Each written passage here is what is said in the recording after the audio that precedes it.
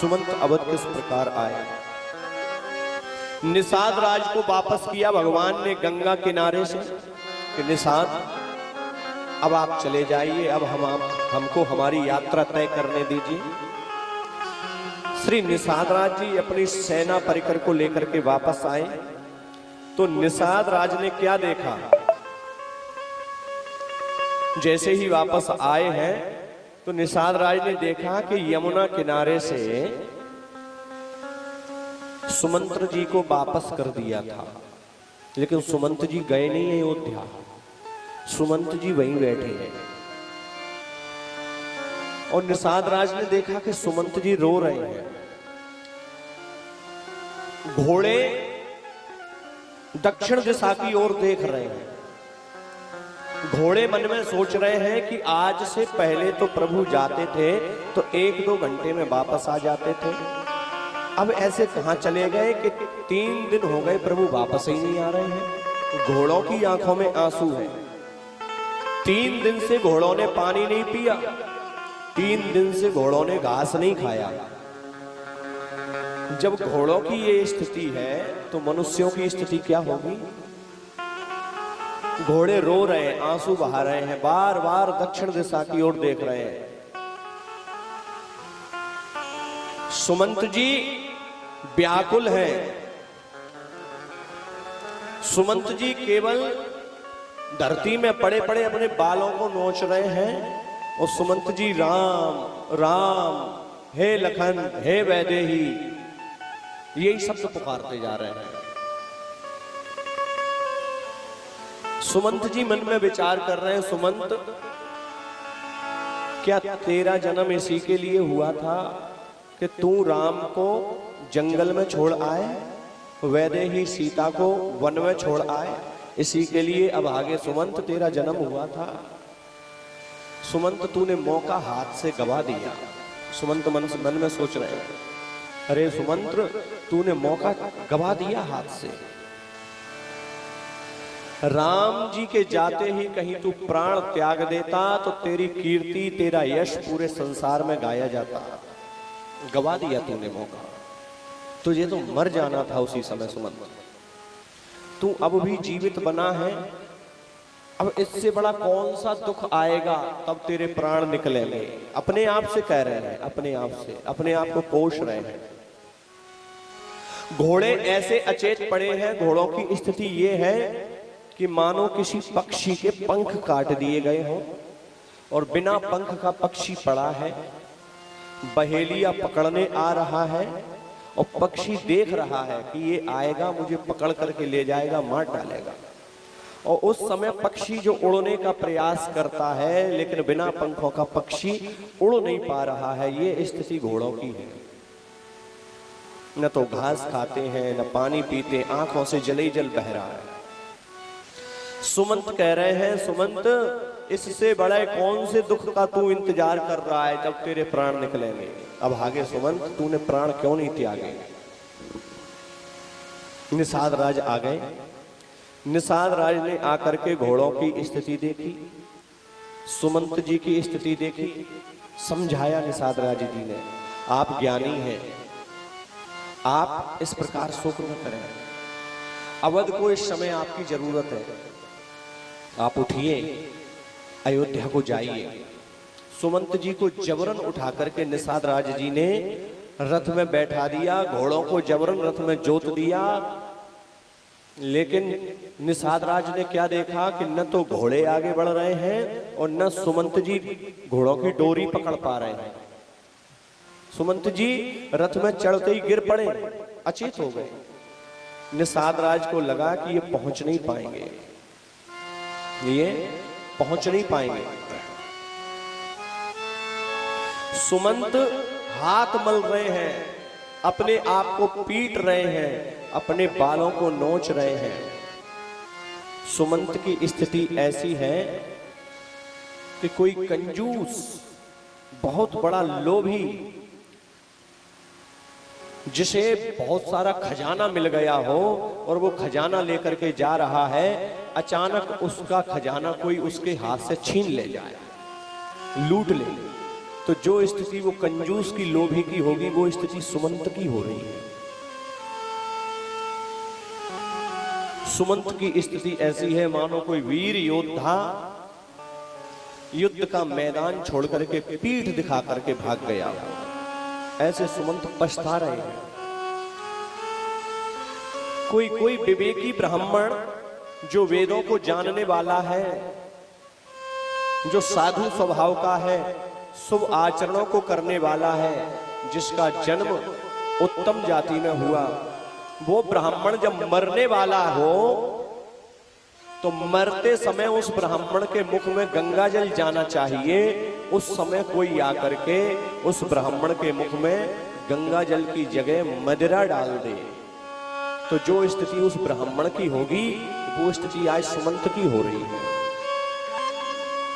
जैसे उत्तम कुल वाली स्त्री जिसने जीवन भर अपने पति की सेवा करी, जिसने पराये पुरुष को दृष्टि उठा करके देखा तक नहीं, जीवन भर पतिव्रत धर्म का जिसने पालन किया और जीवन के बुढ़ापे में, अंत समय में आकर के बिना कारण के उसका पति उसे त्याग दे, जो स्थिति उस महिला की, उस स्त्री की होगी, वो स्थिति आज सुमंत की हो रही है।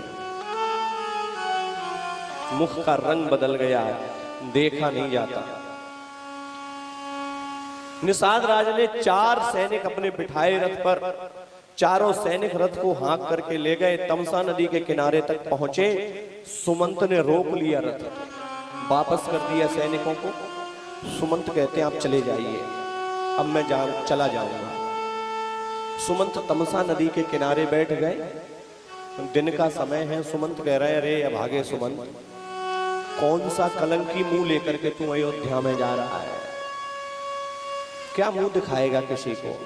कोई पूछेगा तो क्या उत्तर देगा कि मैं राम को जंगल में छोड़कर आ गया, मैं सीता जैसी बहू को जंगल में छोड़ करके आ गया, मैं लक्ष्मण जैसे भाई को जंगल में छोड़ करके आ गया?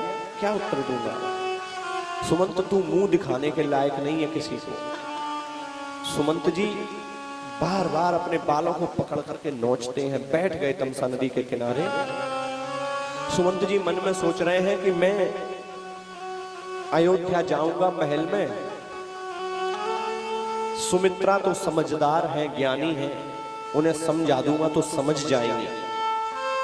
कैकेयी मैया तो आने से रही, वो तो आएगी नहीं, पूछना नहीं है उसे, क्योंकि उसे ने तो वन में भेजा है। महाराज दशरथ को मैं क्या जवाब दूंगा? जब महाराज दशरथ उठ करके पूछेंगे क्या मैं उनसे कहूंगा? और जब कौशल्या मैया मेरे पास आएंगी तो मैं क्या उत्तर कौशल्या मैया को दूंगा? सुमंत बार बार कहते हैं भागे सुमंत, नहीं मैं रात दिन में नहीं जाऊंगा, दिन में नहीं जाऊंगा। दिन में कोई मुझे देखेगा, मुझसे पूछेगा, मैं क्या क्या उत्तर दूंगा, किस किस को क्या क्या बताऊंगा? मैं रात में जाऊंगा। सुमंत रात होने का इंतजार करने लगे। पूरा दिन तमसा नदी के किनारे पर बिताया। रात में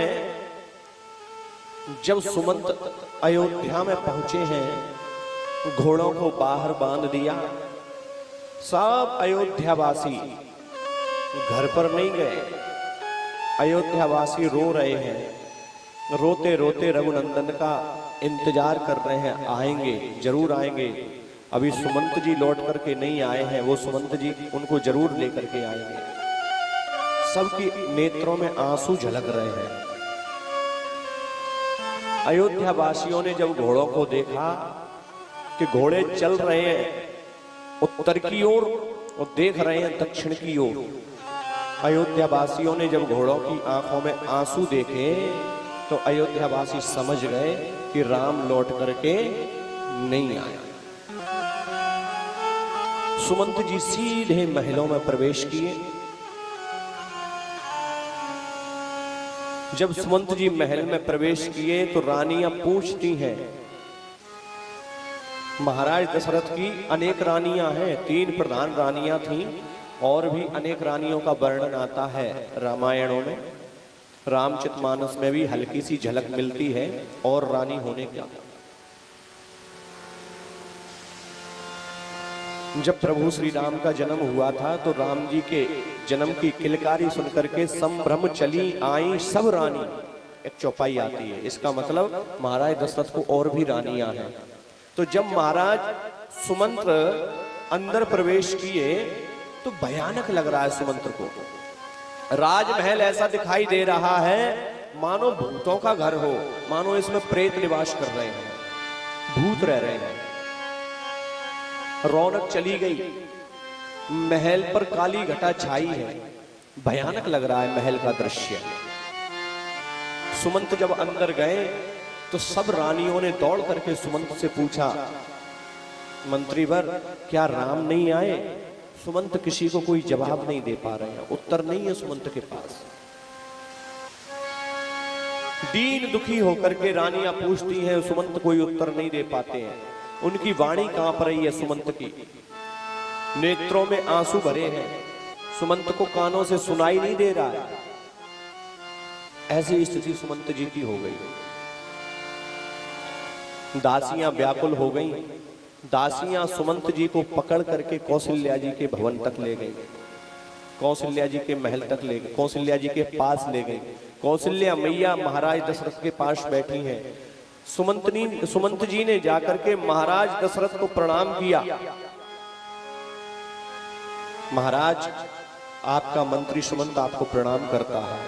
सुमंत जी की बात वाणी सुनी तो महाराज दशरथ ऐसे पड़े हुए थे मानो चंद्रमा में से किसी ने अमृत निचोड़ लिया।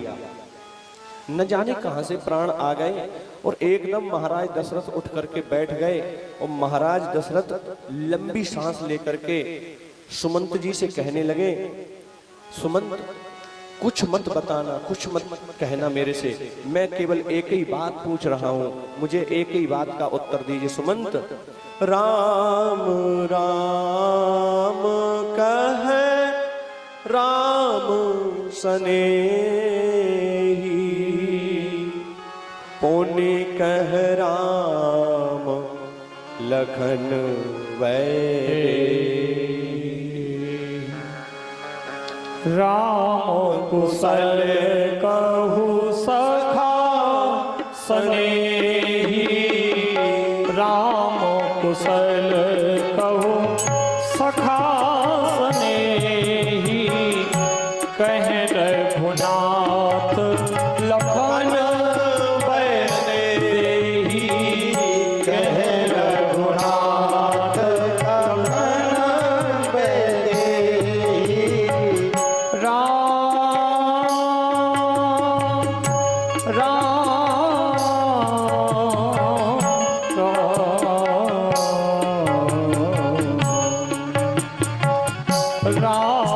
कुशल कहु सखा सनेही, राम कुशल कहु सखा सनेही, कह रघुनाथ लखन वैदेही, कह रघुनाथ लखन वैदेही। दशरथ जी कहते हैं, सुमंत कुछ और मत कहना, राम कैसे हैं? दिखाई नहीं दे रहे, तुम अकेले आए हो, क्या राम नहीं आए? मुझे राम की कुशल बताओ, लक्ष्मण कैसे हैं, सीता कैसी हैं, मुझे बताओ। जब ये वाणी सुनी तो सुमंत जी की आंखों में आंसू आ गए। सुमंत जी रोने लगे। सुमंत जी कहने लगे, महाराज आप पंडित हैं, आप ज्ञानी हैं, महाराज आपने सत्संग किया है, आपने साधुओं की सेवा करी है, महाराज आप धैर्यवान हैं, आप धैर्यवान पुरुषों में भी श्रेष्ठ हैं महाराज। महाराज जन्म मरण सुख दुख हानि लाभ जीवन मरण मिलना बिछुड़ना काल कर्म ये सब विधाता के हाथ में है महाराज। और ये सब रात दिन की तरह चक्कर लगा रहे हैं महाराज। सुमंत जी समझा रहे हैं, रात दिन की तरह है। जैसे रात आती है और सूर्य निकलता है तो रात अपने आप भाग जाती है और दिवस हो जाता है, दिन हो जाता है, प्रकाश खिल उठता है। महाराज ऐसे ही आज दुख रूपी रात अयोध्या पर आई है। कोई बात नहीं महाराज, आप धैर्य रखिए, शांत रहिए महाराज। एक दिन प्रकाश भी इस अयोध्या में आएगा, आप चिंता न करिए महाराज। महाराज आप धीर पुरुष हैं महाराज। राम न यहां से गए तो पहले दिन तमसा मैया के किनारे प्रवेश किया, तमसा मैया के किनारे बैठे विश्राम किया और वहां पर जाकर के वहां से जब दूसरे दिन गए तो गंगा नदी के तट पहुंचे श्रृंगवेरपुर। वहां पर महाराज श्रृंगवेरपुर में निषाद राज ने बड़ी सेवा करी, राम की, लक्ष्मण की, सीता की बड़ी सेवा करी। निषाद राज के यहां विश्राम किया तो महाराज केवट ने बड़ी भक्ति करी राम की। केवट ने गंगा मैया के पार उतारा। महाराज राम ने सूचना पहुंचवाई है, राम ने कहा है कि पिताजी के चरणों में जाकर के मेरा प्रणाम कहना और पिताजी से कहना चिंता न करें। उनका राम 14 वर्ष के बाद आकर स्वयं पिताजी के चरणों में दंडवत करेगा, कहना पिताजी से। इतनी वाणी जब सुनी तो महाराज व्याकुल हो उठे, व्याकुल हो गए महाराज। राजा के प्राण कंठ में आ गए। महाराज की वाणी अवरुद्ध हो गई, गले में घर घर का शब्द होने लगा। महाराज की आंखें चढ़ने लगी। महाराज धड़ाम से धरती पर गिरे। कौशल्या मैया बैठी थी, जैसे बिना मणि का सर्प छटपटाता है वैसे ही महाराज छटपटा रहे हैं। जैसे जल से निकालने पर मछली तड़पती है वैसे महाराज तड़पने लगे। कौशल्या मैया महाराज को समझा रही हैं, महाराज ऐसा मत करिए महाराज। क्या कर रहे हैं महाराज, आप धैर्य धारण करिए, धैर्य रखिए महाराज। आप ही ऐसे हो जाएंगे तो इस अयोध्या को कौन संभालेगा महाराज। कौशल्या मैया कहती है, महाराज राम का वियोग समुद्र बन गया महाराज। राम का वियोग, राम का बिछड़ना समुद्र बन गया और ये अयोध्या जहाज बन गई महाराज। राम के वियोग रूपी सागर में ये अयोध्या रूपी जहाज खड़ा है और उस अयोध्या रूपी जहाज में अयोध्या की पूरी प्रजा, आपका पूरा परिवार बैठा है महाराज। और उस जहाज को चलाने वाले तो आप ही हो महाराज। जब जहाज को चलाने वाला ही ना रहेगा, जहाज के चलाने वाला ही चला जाएगा तो जहाज डूब जाएगा, डूब जाएगा महाराज, ऐसा ना करें महाराज। आप राम का ध्यान करके धैर्य रखिए, राम का ध्यान करके जीवन जीजिए। महाराज दशरथ बोले, कौशल्या इस समय मुझे कुछ दिखाई नहीं दे रहा। इस समय मुझे केवल अंधे माता पिता की श्राप याद आ रही है। जिन अंधे माता पिता ने मुझे श्राप दिया वो श्राप याद आ रही है कौशल्या। महाराज दशरथ कहते हैं, कौशल्या तापस अंध, तापस अंध साप शोध आई। तापस अंध साप शोध आई। कौशल्या सब कथा सुनाई। कौशल्या सब कथा सुनाई। बिलपत रावो बिकल बाहु भांति। बिलपत रावो बिकल बाहु भांति। भई योग सरिस सिराई नराती। भई योग सरिस सिराई नराती। महाराज दशरथ कह रहे हैं, कौशल्य इस समय मुझे कुछ दिखाई नहीं दे रहा। उस समय मुझे केवल और केवल उस अंधे माता पिता की श्राप याद आ रही है। कौशल्या, उन अंधे माता पिता ने मुझे श्राप दिया था। उन अंधे माता पिता ने कहा था, हे राजन, जैसे पुत्र के वियोग में आज हम तड़प तड़प करके अपने प्राणों का त्याग कर रहे हैं, तुम भी मरोगे, तुम भी मरोगे, पुत्र के वियोग में तुम भी मरोगे। लेकिन ध्यान रखना राजन, हमारा तो पुत्र हमारे सामने है, हमारा पुत्र मर गया, तुम्हारा पुत्र मरेगा नहीं, फिर भी तुम तड़पोगे। और जिस समय तुम मरोगे उस समय तुम्हारे चारों पुत्रों में से एक भी पुत्र तुम्हारे पास नहीं होगा, मरोगे, तड़पोगे।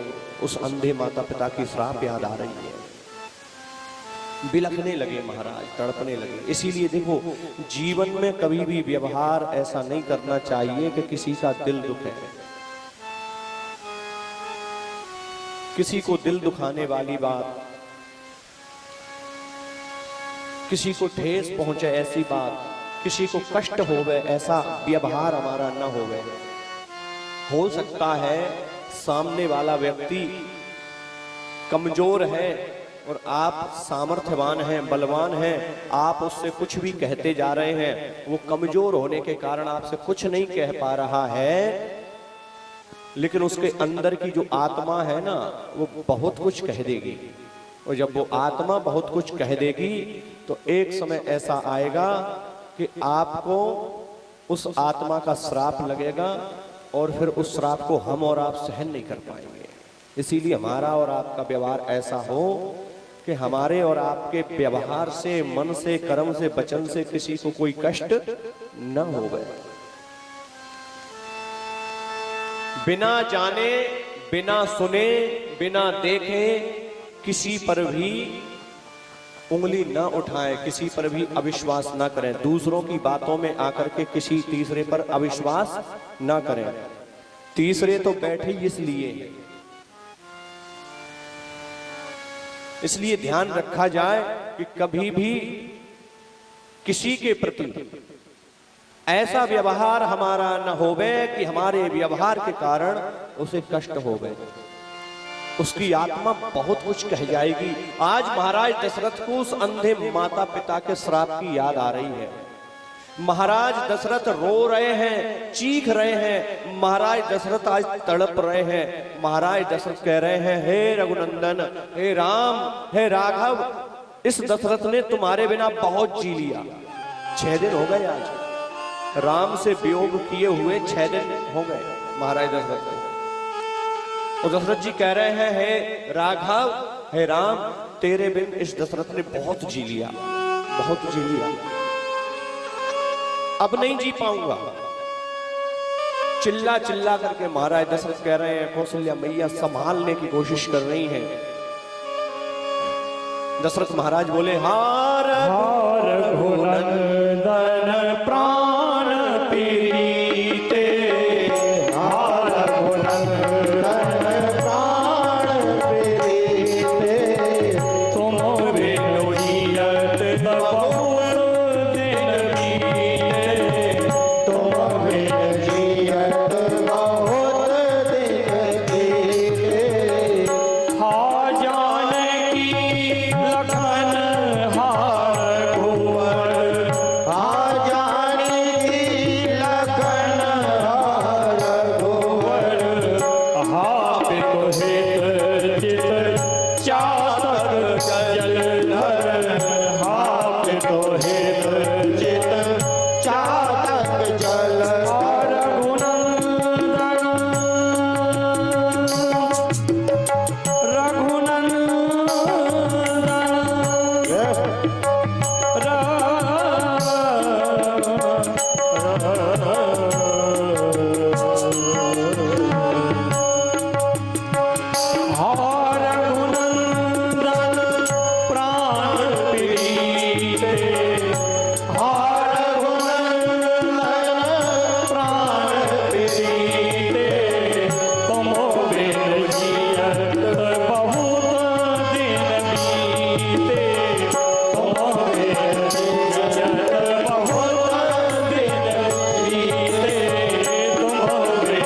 जियत बहुत दिन बीते, तो बिन जियत बहुत दिन बीते, तो बिन जियत बहुत दिन बीते।